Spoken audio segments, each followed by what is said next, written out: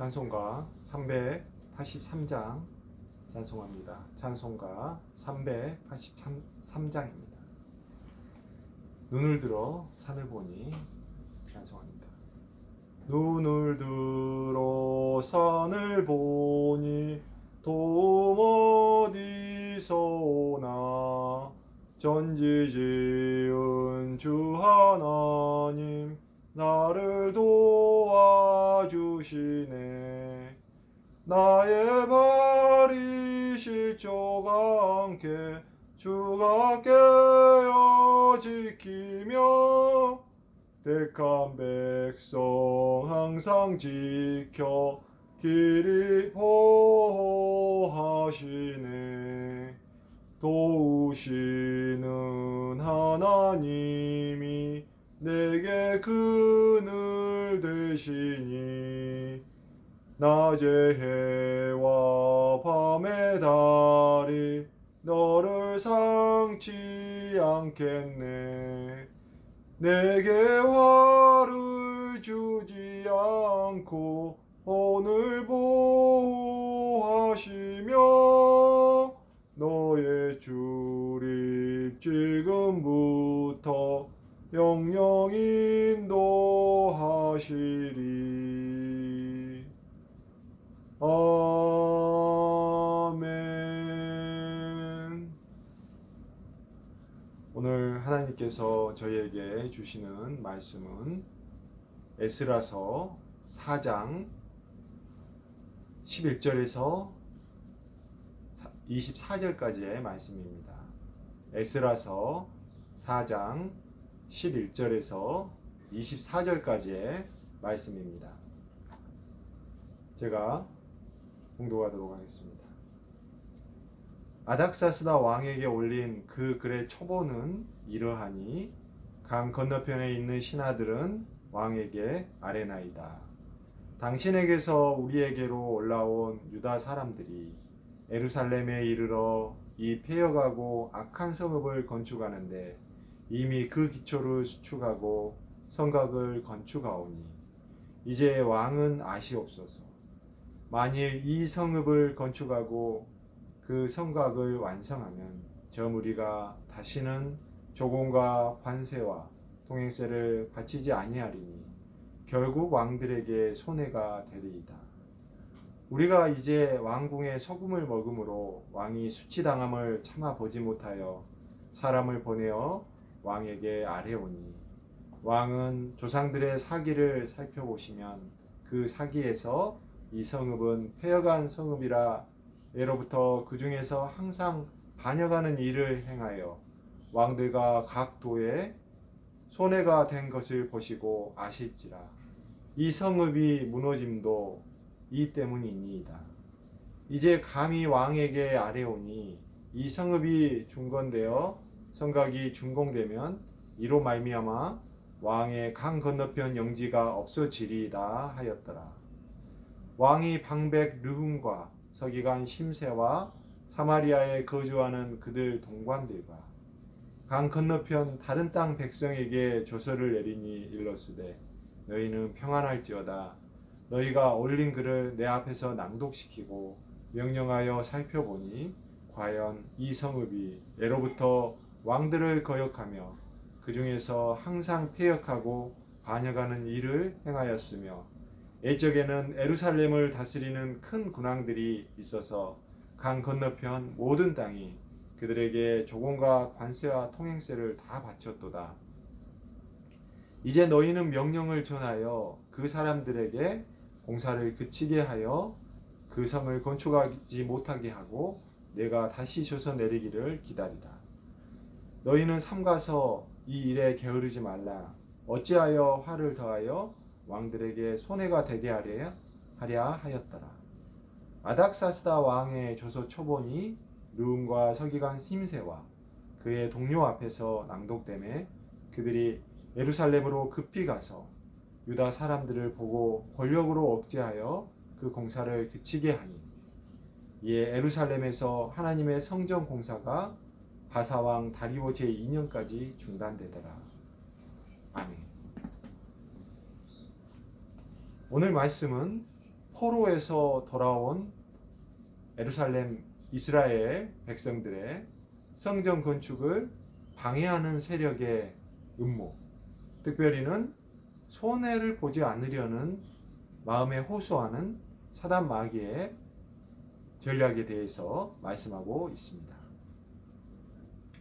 오늘 본문이 기록된 에스라서는 히브리 성경 중에서 역사서에 해당하지요. 구약 성경을 크게 세 가지로 분류해 보면 모세 오경, 그리고 선지서들, 그리고 성문서들로 나뉘어집니다. 그 중에 역사서인 에스라서는 성문서에 포함이 됩니다. 예수님이 승천하시기 전에 누가복음에 보면 마지막 장면에서 하신 말씀 중에서 모세 오경과 선지서와 시편의 글 중에서 모든 예수님을 나를 가리켜 한 모든 말이 이루어져야 한다는 이 말이 지금 이것이다.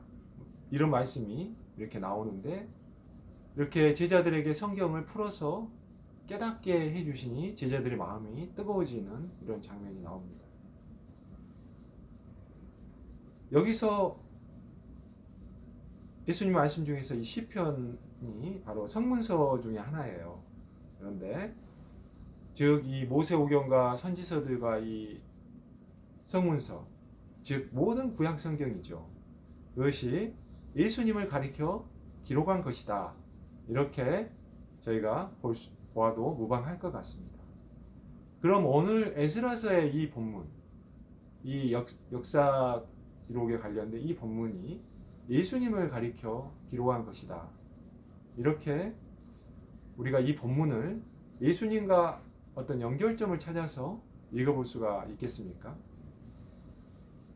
성경을 읽을 때 먼저 당시의 컨텍스트로 읽어보아야 합니다.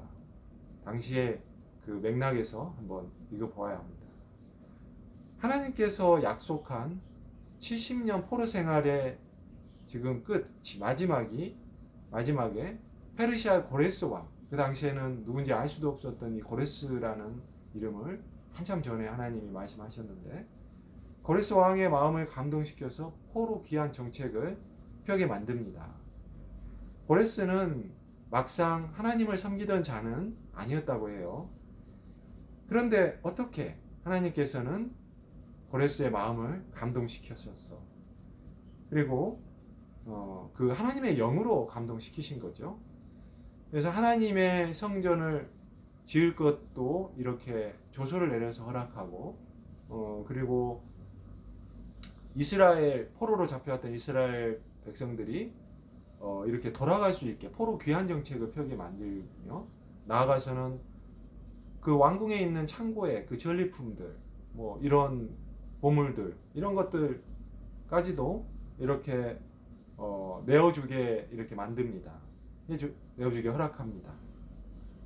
이렇게 포로를 돌려보낸 이 정책이라고 하는 것은 노동력의 측면에서, 그리고 전리품이나 왕궁, 그리고 왕궁 창고까지의 물건들까지 내어준 것은 또 물질적인 면에서 페르시아 왕국의 경제적인 손해를 미쳤을 수도 있을 것 같아요. 그리고 이런 정책이 또 왕이 유약하다, 뭐 이런 민심의 평가까지도 얻을 수 있는 비인기 정책이었을 수도 있을 것 같은 생각이 듭니다. 고레스가 원래 선한 왕이었다기보다는 그 유익을 추구하지 않는 하나님의 영은 그 자신의 유익을 추구하지 않으시는 겸손의 영이고 희생의 영이고 베품의 영이시죠. 그 하나님의 영으로 그 마음을 감동시키셔서 일으킨 사건이라고 저희가 볼 수 있을 것 같습니다. 이런 고레스 왕을 통해서 포로에서 귀환한 이스라엘 민족의 성전 건축의 역사를 당시 사마리아인으로 추정되는 그 유대 지역의 토착 세력이 방해하기 시작합니다. 이것이 오늘 본문 이전에 이렇게 나오는 내용이었죠. 근데 자, 오늘 본문에서는 이제 구체적인 그 방의 책동의 내용이 무엇이냐 이것이 이렇게 나오고 그것이 어떻게 이루어지는지 나오는데요. 오늘 본문 11절에 아닥사스다 왕에게, 이 고레스 왕이 아닙니다. 고레스 왕에게는 방의 책독이 이렇게 하나님의 영으로 감동되어 있으니까 먹히지 않았을 것 같아요.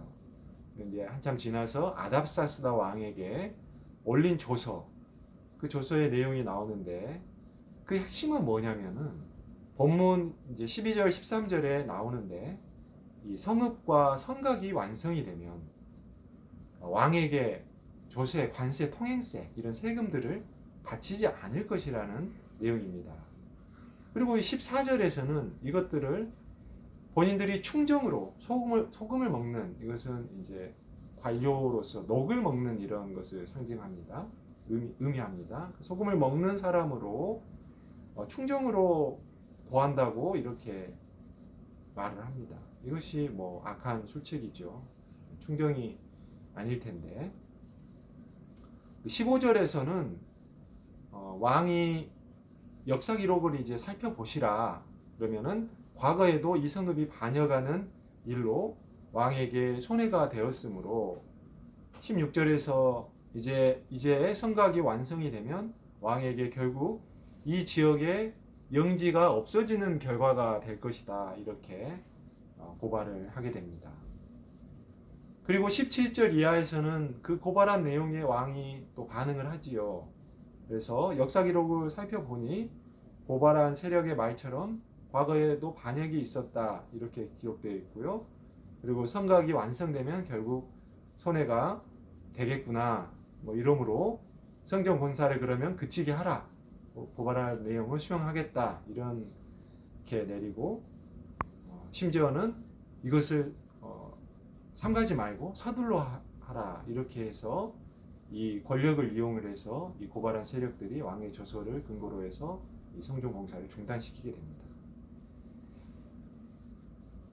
물론 이게 이제 성전 공사가 아니라 이제 성곽 성읍 공사, 나중에 느헤미야의 그 역사적 사건을 이렇게 앞으로 당겨가지고 이렇게 기록한 에스라의 어떤 기록의 어떤 모습이 보이는데요. 이것은 이제 성전 공사를 성곽 성읍 공사와 같은 것으로, 같은 맥락에서 보는 이런, 그리고 이제 그 역사의 내용, 기록된 내용이 같은 맥락에서 보겠다는 주제별 이런 서술 방식이라고 할 수가 있습니다. 이 내용을 통해서 바벨론 포로 귀환과 성전의 재건이라는 하나님의 구원 역사이지요. 그런데 여기서 항상 사단의 세력도 개입을 하고 있음을 우리가 배울 수 있습니다. 보다 나아가서는 우리가 이 과정에서 새 언약에 따른 우리 마음에 행하시는 하나님의 성전 공사를 방해하는 사단의 역사가 상당히 유사하다, 이런 것을 제가 묵상을 통해서 좀 이렇게 살펴볼 수 있을 것 같아요. 하나님께서 그 하나님을 부정하였던 그것이 죄죠. 부정하였던 죄인들인 우리를 구원을 하셨습니다. 그냥 멸망시키셔도 우리가 할 말은 없지요. 그런데 하나님께서 우리를 구원하신 것은 그 지극한 사랑에, 예수 그리스도를 십자가에 내준 그 지극한 사랑에 귀한 것입니다. 그것이 하나님의 구원의 그 동기라고 저희가 생각해 볼 수 있을 것 같아요. 그런데 그럼 하나님이 구원하신 목적이 무엇입니까? 어린 양 예수 그리스도를 십자가에서 피 흘리게 하신 그 우리를 향한 지극한 사랑, 그 흘린 피의 목적이 무엇일까요? 구원은 하나님의 전적인 은혜라고 우리가 기록된 말씀을 통해서 알 수 있습니다. 하지만 이것이 값싼 은혜는 아니다, 이렇게 볼 수 있습니다. 우리는 여전히 연약한 그런 모습이죠. 하나님의 지극하신 사랑의 순간에 감격을 하다가도 그 구원의 목적을 잊어버리고 살 때가 많습니다. 그러면 이 구원의 목적이 우리가 구약과 신약을 통해서 조금 확인해 보고 싶은데요. 레위기에서 끊임없이 말씀을 하지요. 내가 거룩하니 너희도 거룩하라. 너희를 애굽 땅에서 이렇게 속량하여서 나의 자녀, 나의 백성이 되게 한 이 목적은 바로 계명을 지켜서 거룩하게 하려 하심이었습니다. 이것이 돌판의 십계명으로 또 모세를 통해서 율법으로 또 주셨습니다. 이 율법의 목적은 행위에 있지 않고 그 내면의 거룩을 위한 것입니다. 하지만 끊임없는 내적 죄악이 또 일어났지요. 그리고 하나님의 또 그 백성들, 반역한 백성들에 대해서 하나님의 긍휼의 역사도 반복됩니다. 이것이 구약 백성들만의 특징이 아니고 저나 그리고 우리들, 현대를 사는 우리들에게도 동일한 것입니다. 하나님이 새 언약을 주셨지요. 이제 좀 더 명백하게 돌판에 이렇게 주는 것이 아니고 마음에 새기는 새 언약을 주셨습니다. 에레미야서 31장 31절에서 34절까지 선지자가 전합니다. 중요 구절만 발췌해서 읽어보겠는데요. 보라, 날이 이르리니 새 언약을 맺으리라. 이 언약은 애굽 땅에서 인도하여 내던 날에 맺은 것과 같지 아니할 것은 내가 그들의 남편이 되었어도 그들이 내 언약을 깨뜨렸음이라. 곧 내가 나의 법을 그들의 속에 두며 그들의 마음에 기록하여 나는 그들의 하나님이 되고 그들은 내 백성이 될 것이라. 아멘. 이 말씀은 에스겔서 11장 19절 20절에서 돌같이 굳은 마음을 제거하고 살같이 부드러운 마음을 주리라는 마음의 갱신으로 하나님과의 새로운 언약 관계로 확인되고 있습니다. 이 성경은 우리가 각 구절로도 읽어야 되지만 성경을 전체로도 읽어야 합니다. 성경 전체의 하나님의 메시지는 이 마음과 영혼이 거룩한 주의 백성을 만드는 것입니다. 그런데 이것이 우리의 힘으로 불가능한 것임을 성경이 증거하고 저희가 그 마음의 양심의 증거로도 또 알 수 있습니다. 정말 부정하고 싶어도 인정할 수밖에 없는 우리가 죄로 오염된 심령들임을 성경을 통하여 또 저희 마음을 들여다봄으로써 정직하게 알 수 있습니다. 이를 아시고 예수 그리스도의 십자가의 피를 흘리시고 그 피를 우리 마음에 뿌려주신 것입니다. 하나님께서 우리의 마음을 궁극적으로 변화시키시기 원하는 것은 하나님을 사랑하고 이웃을 사랑하라는 금계명이죠. 이 사랑의 여러 모습이 이렇게 말씀되는 고린도전서 13장 사랑장이라고도 하는 그 모습 중에서 하나는 이렇게 말하죠. 자기 유익을 구하지 않는 것이다. 제가 예전에 테니스 모임을 모임을 활동을 한 적이 있습니다. 그리고 이 모임을 처음 이제 모임을 해야 되는데, 그리고 이제 모임 장소를 정해야 되는데, 이게 어디에 있는 코트에서 할지 이렇게 결정해야 했습니다. 처음에 모임을 시작하게 된 주축 멤버들이 이렇게 결정해야 하는데, 그 집이 많이 떨어져 있어요. 미국은 집들이 많이 떨어져 있죠. 사는 곳이 1시간 정도 거리로 이렇게 보니까 분산되어 있습니다. 그러면 어디서 하느냐? 이렇게 새벽 일찍 시작을 하는데 어디서 하느냐? 이게 미묘한 그 신경전이 벌어지고, 저도 이렇게 마음이 참 좋지 않더라고요. 이게 제 마음이 이렇게 어려운 것이죠. 그때 그렇게 이 어려운 마음을 좀 가지고 지내다가 이 말씀이 이렇게 떠올랐어요. 사랑은 자기 유익을 구하지 않는 것이다. 애들이 사랑하는 형제들이고 자매들인데, 형제들인데 이렇게 이 자기 유익을 구하는 이게 아니라는 거죠. 그래서 이 말씀이 또 성령으로도 역사해서 저에게 강력하게 역사하였던 것 같습니다. 이 말씀이 저의 마음에 회개가 되고 어디라도 좋다는 이제 마음으로 바뀌게 되는 거죠.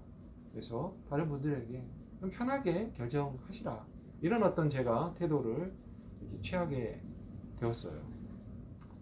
그래서 이제 지금도 그 이익과 손해가 어떤 문제가 우리 계속 생기죠. 이제 어떻게 뭐 사는 저희 세상에서 그런 문제들이 관계 속에서 안 생기겠습니까? 그러면 마음의 갈등이 자연히 떠오릅니다. 그리고 저희 그 죄성은 이게 깊이 있는 것이기 때문에 이게 어디 가는 게 아니고요. 그 가운데서 십자가의 능력이 역사하는 것이 복음입니다. 이익과 손해의 갈등 상황에서 이 말씀들이 이제 이 말씀이 저를 많이 가시는 것 같아요. 연약하니 저희는 뭐 때로 넘어지기도 하겠죠. 하지만 이 복음은 십자가의 구원은 저희의 구원 사건 은혜는 이게 계속 죄짓지는 않는 것입니다. 죄 안에 거하지 않는 것이에요. 요한일서의 말씀처럼. 그래서 예수 그리스도의 십자가 보혈의 능력이 저희에게 역사할 것임을 믿고 그 승리를 믿고 저희가 가는 것입니다. 오늘 귀환한 예루살렘의 성전 건축을 방해한 사단 마귀의 전략은 손해보는 것을 싫어하는 그 죄된 마음에 속삭이는 것이었죠. 그것도 뭐 거짓으로 하는 게 아니라 그것이 정말 너를 위한 것이다. 충심으로 이런 태도를 가지고서 속삭입니다. 에베소서 2장 22절 말씀에 보면 저희도 성령 안에서 하나님이 거하실 처소가 되기 위해서 그리스도 예수 안에서 함께 지어져 가고 있는 몸들이 있죠. 몸과 마음들이 있죠.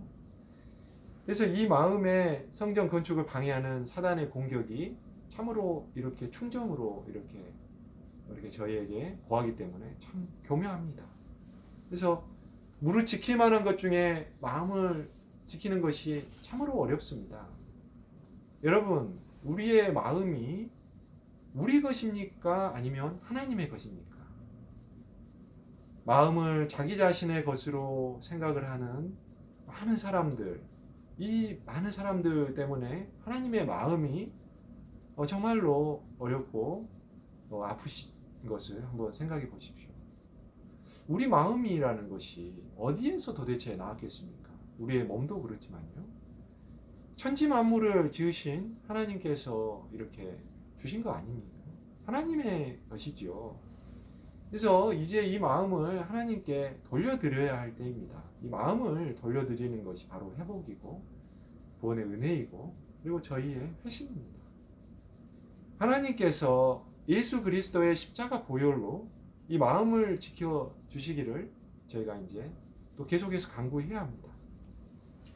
자식이 잘못했을 때 그 부모는 자식의 행동이 바뀌기를 바라겠습니까? 마음이 바뀌기를 바라겠습니까?